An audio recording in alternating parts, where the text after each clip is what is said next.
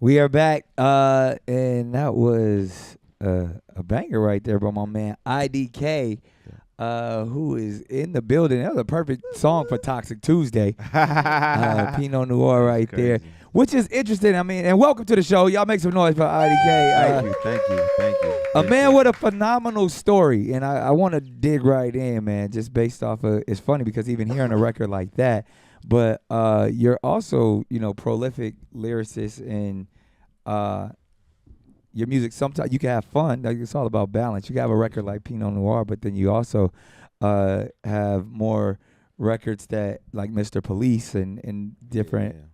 songs that are really about your own journey and just being a black man in a society that sometimes has, or not sometimes, the majority of the time, has created some difficulties and struggles for our walk. So yours specifically, coming from, you from the DMV, right? Yeah. DC area, PG County, Maryland to be exact. Yeah, and then so you spent some time inside, Yeah. For sure. but you actually changed your life in a remarkable way to all the way to not only being a dope hip hop artist, but being a professor with their own course at Harvard University. What? So, man, please tell us a little bit about one where you started, man. Some of the transgressions, and then how it all turned out to be, a positive journey. Yeah, I think like I have one of the most confusing stories. I think everybody like it's a bunch of stuff that don't kind of go together like Right. when it comes to me. But long story short, I was born in London, England. I came to America when I was 2 years old. My mom was from Sierra Leone. My dad was from Ghana. So they met each other in England, and then I was born, and I came here, and I was living in basically PG County, Maryland, my whole life for the most part. Yeah. Um, Around like 17, between 17 and 20, I was in prison. I've been in prison and jail 4 times, so three times in jail, Right. and one time in state prison.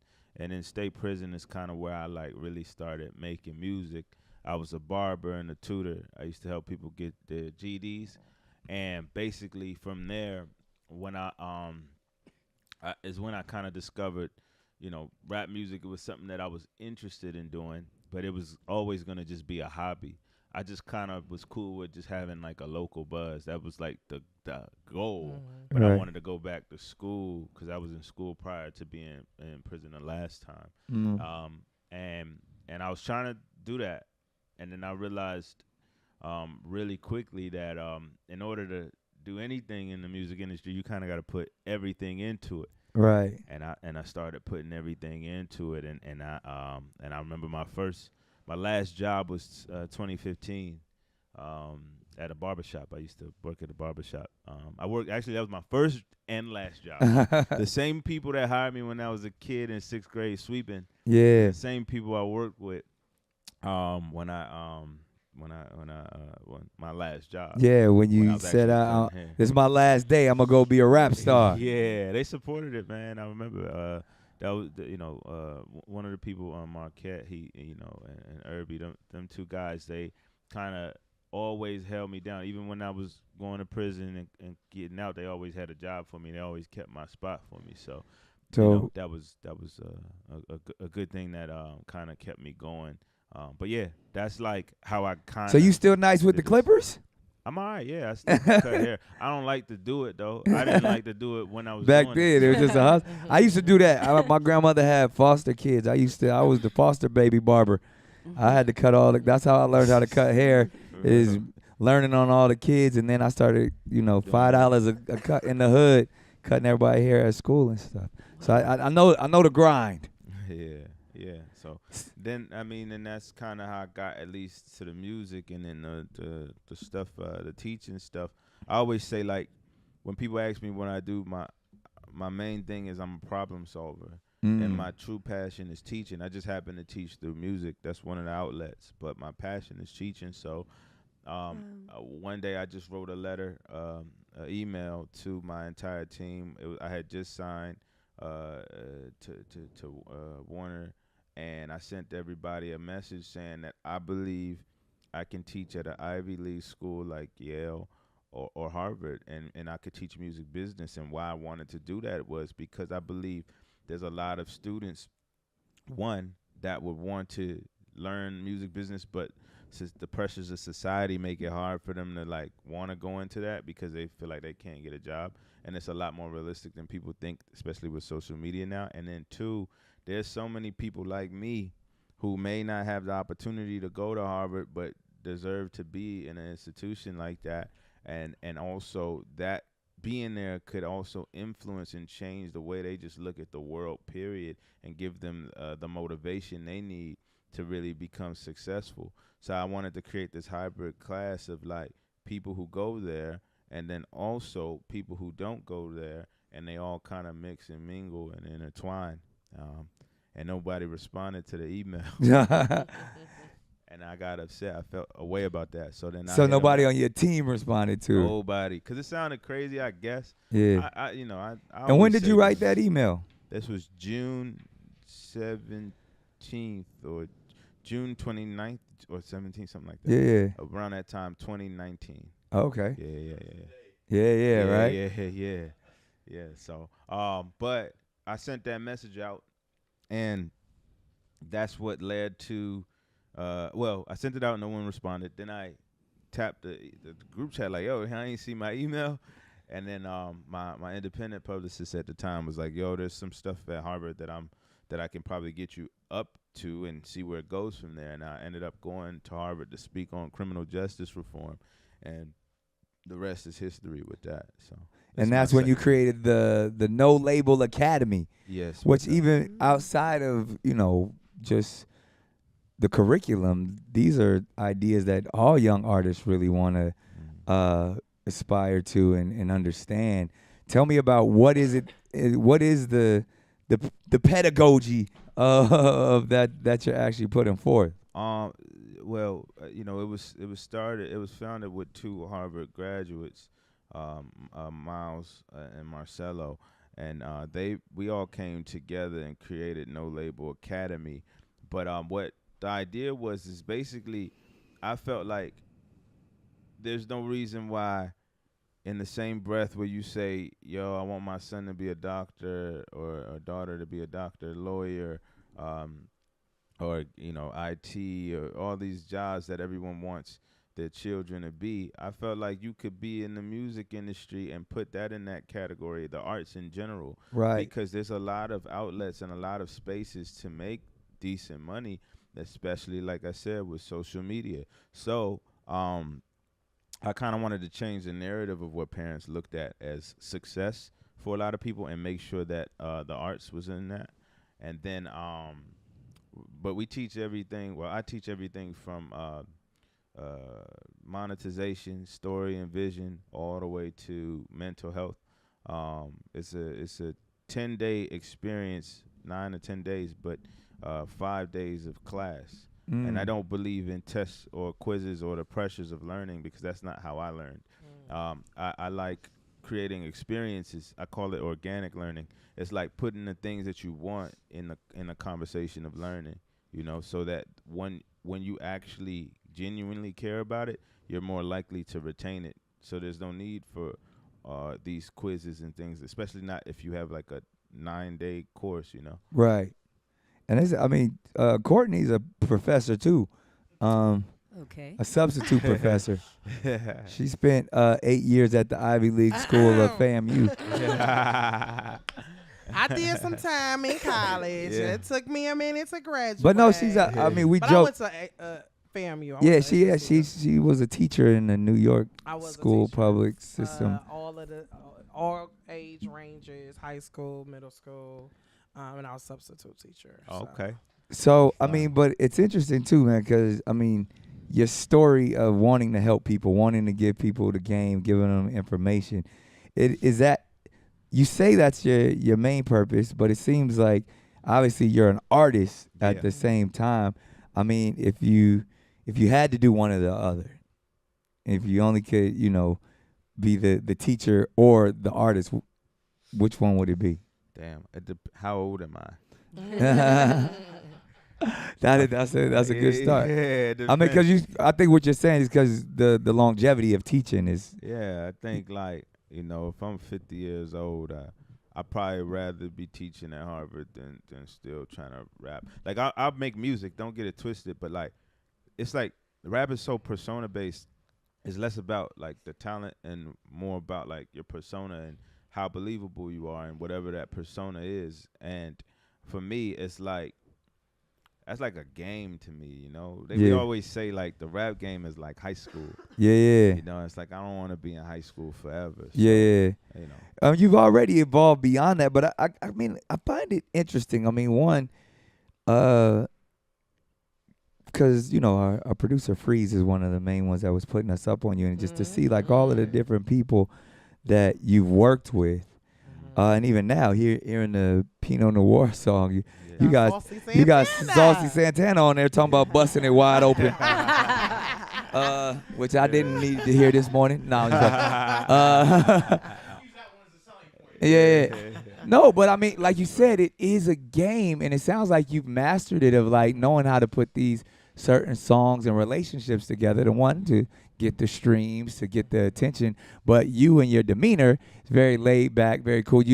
How do you balance that, and what is the secret to that sauce of like how are you able to maneuver with all of the different artists that you have worked with on your last project or even current project, from Music Soul Child to Saucy Santana to T-Pain, Pharrell, like all of these people, like how did that come about? And is that relationship based? And then is that you just putting it together because that's the music game? For sure. Well, first you got to look at my DNA. Like, look where I come from. I'm a bunch of shit that don't really kind of make sense together, right? That's the first thing. And then the second part of it is most of it is organic. I think I spend more energy sliding in DMs for features than I do with women. So that's that's gangster. That's more productive, honestly. So that's wise. I just hit people up, and it's interesting because I remember I always use this as an example. A lot of like the biggest artists in the world, they respect what I got going on. I remember one time I took one of my rare naps. I don't ever really take naps, but I took a nap this day, and I woke up to my phone kind of going crazy. I'm like, what's happening? But I kind of know that feeling because I was going viral for things before. So I'm like, something just happened. I don't know what it is. Hopefully it's good. But I look, and it was everyone's tagging me because The Weeknd posted my album on his Instagram. Oh, wow. Right. Then he doubled back and said how it was like his favorite album, and he said something about it on Twitter too. And kind of like, to be honest, I noticed that that's a lot of people in the industry that one day I was like, somebody put me on to Rosalia, and I'm listening to her music for like a week straight. And I'm like, man, I wonder what she looks like. So I go to her Instagram, and she was already following me. Oh, wow. That's always an amazing feeling. Yeah. So I'm like, damn, like that's crazy, Like, so it's like a lot of like I think people respect the art that I do and kind of my integrity. But to be honest, take all of that out of the picture, like, not to be this way, but I think like the way I move, like my heart, like I move with like a certain like integrity, and like I think that like there's a lot of good intent behind what I do, and I think that things just happen because of that, honestly. So it's interesting, man, because it like you said, you've discovered or wanted to become a rapper while you was incarcerated. Yeah. So it wasn't like this was necessarily a dream, or like as a kid, this was like almost a means to an end, to one, keep you out of trouble, and then you kind of found this new vision. But some people work their entire life, or their dream, from day one is to be a rapper, to be in the music industry. Do you, like, why was it so seamless for you to accomplish it, where others are working, their whole life and don't accomplish, a tenth of what you accomplished? Yeah, I really think it's because I sucked at everything else. I'm gonna be honest, like from like sports and shit, like Like, I mean, I played football. I was good at playing football until we put on equipment. Yeah. That was like the thing for me. And then, you know, it just was always like my whole life. The arts is what made me popular in school because it started off like drawing pictures, and then like around high school it became like how I dressed, and then obviously later in my life it became music.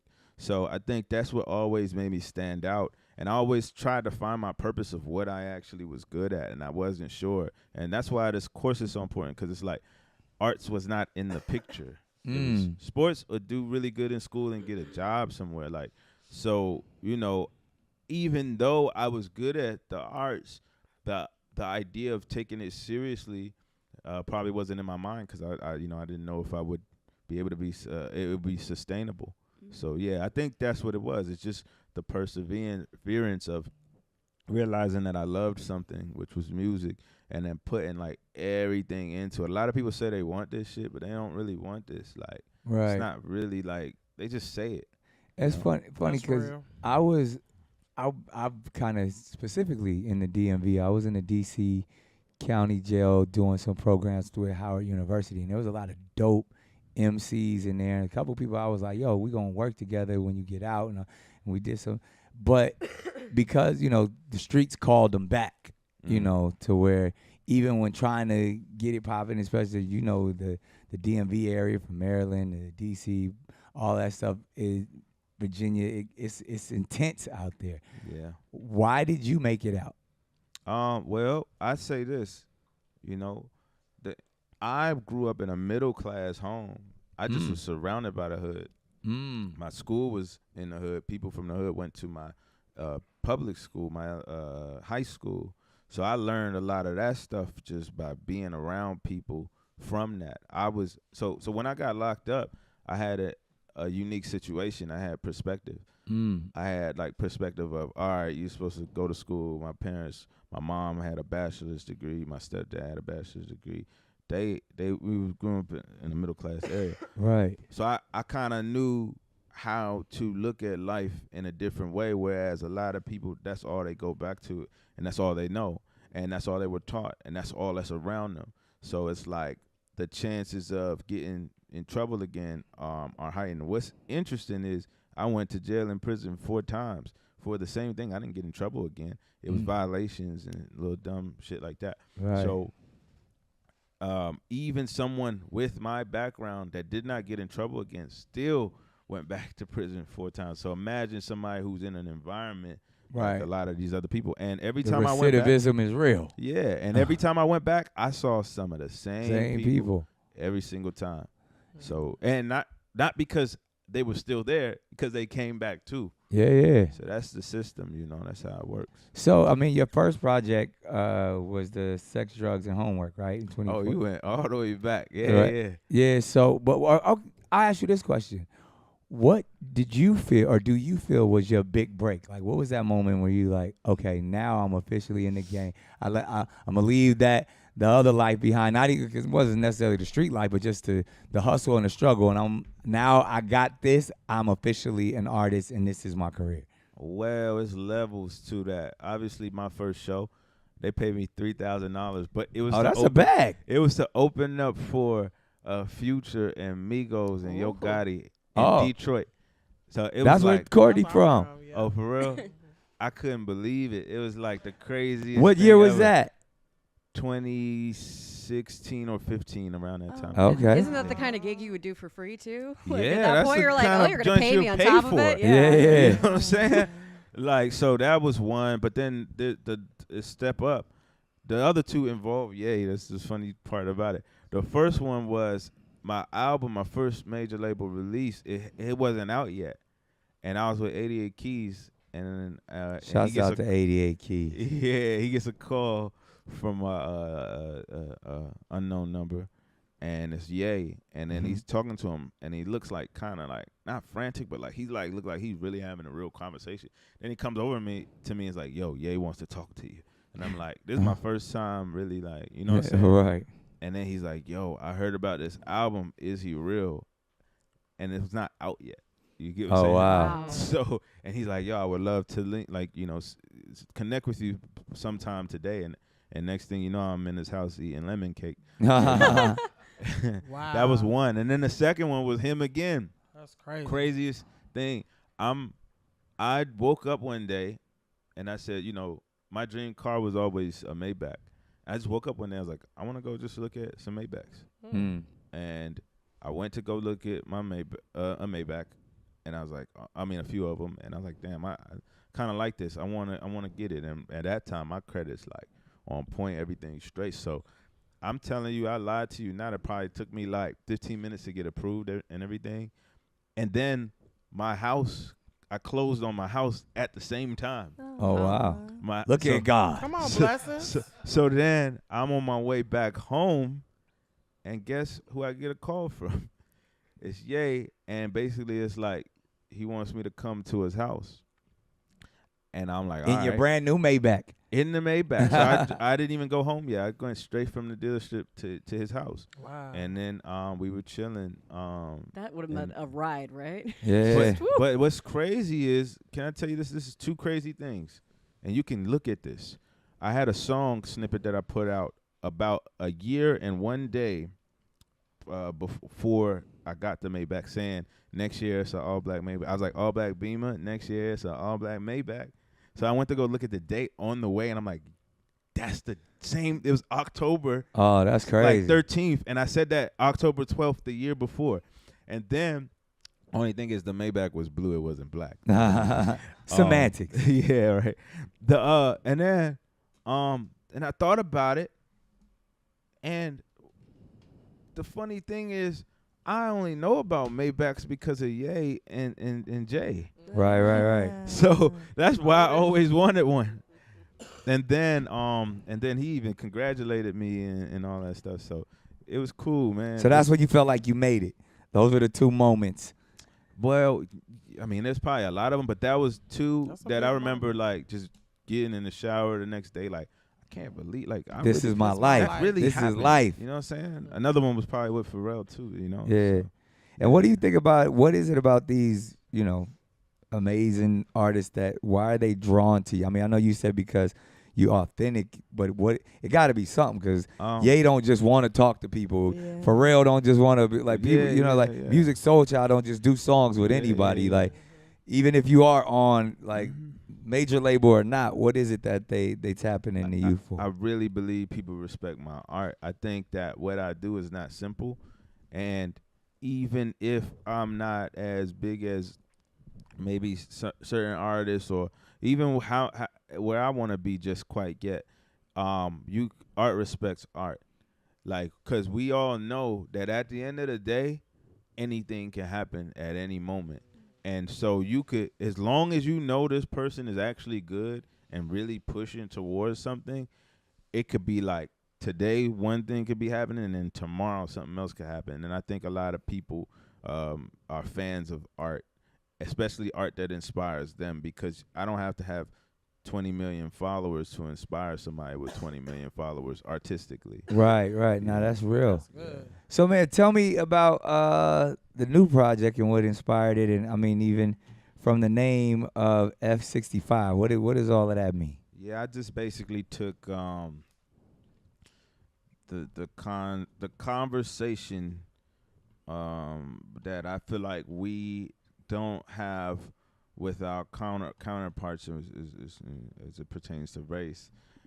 As black people, I feel like a lot of our conversations are based off of issues that we've had in the past that obviously for good reason we are upset about. But I look at it like, it's funny, I have a song with Saucy Santana.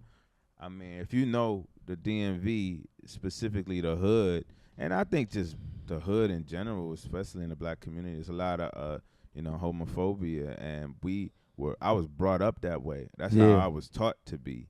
And it took me like getting to know a bunch of different people to kind of start changing that. But like it's a thing of like, when I feel attacked about it, I'm less likely to change. I'm less likely to kind of receive information and have a real conversation. And so I took this album and I said, I want to make a bunch of feel good music, but I want to talk about some shit that's like really important. Right. And the conversation is supposed to feel good even though it's not good. That's what F65 is about. The uncomfortable conversations in a comfortable environment type of thing. Exactly. So I mean, obviously we heard the we heard the Pinot Noir joint that feels like the balance of like, oh, it's some turn up, it's some it's some toxic trap, talking that talk, but like like you said, the vibes is still soulful. On the other end of the spectrum, what's on F65 that we should be listening for? Well, it's like a song I got called Pit Stop on there that I feel really strongly about. And then also Mr. Police is one of my favorite ones to make because that's the epitome of what I was trying to create. That's exactly what I tried to capture on this album was through that song.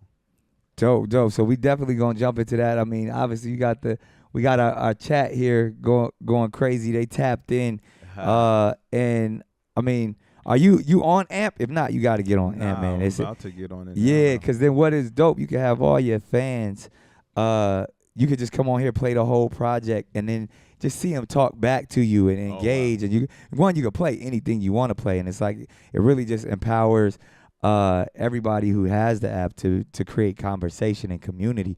So it's real dope to where you get that instant gratification, but it's the dialogue. So it's almost like what your albums really are all about. Sure. You know what I mean? So like to me, like you the perfect cat for AMP because you could just jump on here, talk your shit. You know what I mean? Play music that inspires you and all that. So what would you say is your biggest music inspiration, or even what music inspired F65?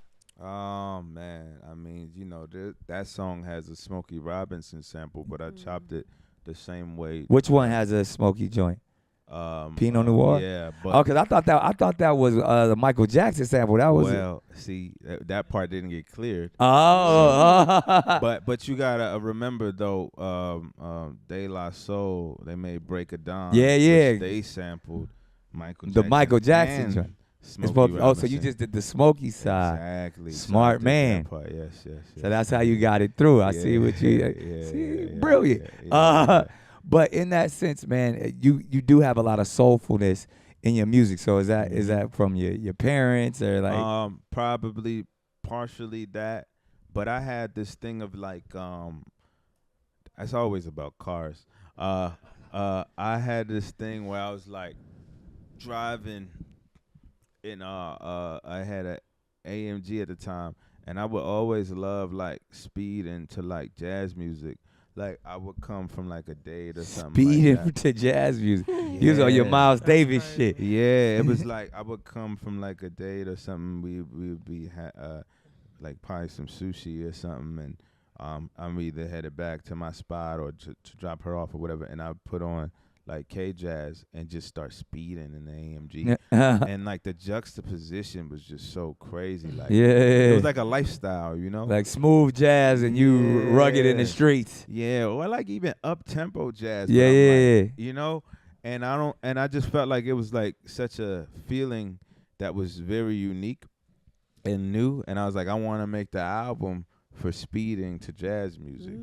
And that was the bed of the melody, the melodic bed of the album, and basically that's the influence. Jazz is my favorite type of music in general. So. Nah, that's what's up. Well, we are honored to have you here today, and I do this with everybody who sits in that chair, but you are someone as a Harvard professor is probably going to handle this even better than most. But there's no right or wrong way to answer these questions. It's called Life Lessons in Less Than 60 Seconds. I got a bunch of questions. All you got to do is fill in the blank, whatever you feeling, and catch your vibes. I'm my best when I'm alone. Facts, I understand. In the shower when I think of things. In the shower. Right, there it is.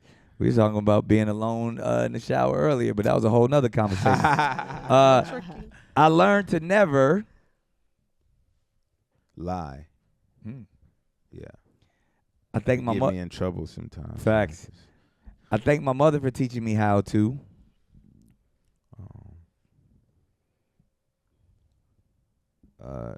teaching me how to. I thank my mother for making sure I was an American citizen. that was I didn't care at the time being in the immigration office. It was so annoying. Now it's like 2 passports. That's what's up. No, double passport. 3 passports actually now. Wow. Yeah. Oh, that's fire. What other 3 passports? Sierra Leone. Sierra Leone, America, and the UK. The UK. Yeah. That's dope. I always regret not. I just thought about something today of the one thing I regret, and now I can't remember that shit. I always regret not being honest if I ever am not. I want to be remembered for Being honest. my favorite lyric or quote is. Ooh. Damn. Ooh, I made this one up a long time ago in prison. Fantasy without reality is insanity. Oh, that's Yeah. a bar. Yeah, so you got to make it real or you crazy. Yeah. I want to teach at Harvard. Yeah. That would be crazy if I didn't do that shit. I love that. Fantasy without reality Reality is is insanity. We're gonna put that up as an IDK quotable right Yeah. there. I wish I would have told my ex. I wish I would have. I feel like I told her everything. Or them. Oh. Yeah. Yeah. I wish I would have told her. I feel like I'm cool with like all of them. You Like, said enough. Yeah, I said it. My yeah. best quality is You really want me to say it again? his honesty. I feel like my honesty. Yeah. Your worst quality is Impatient.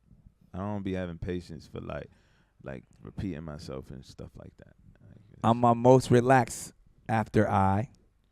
take a Epsom salt bath. When I'm excited, I grab my.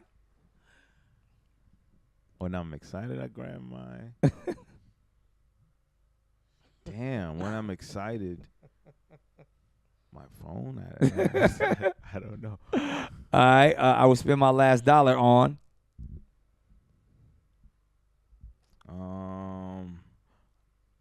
A Lauryn Hill show. Oh, that's dope. I always keep a blank on me. I mean, I always keep my phone on me, but that's probably not the answer you're looking for. I mean, that's good. Okay. When no one is watching, I often.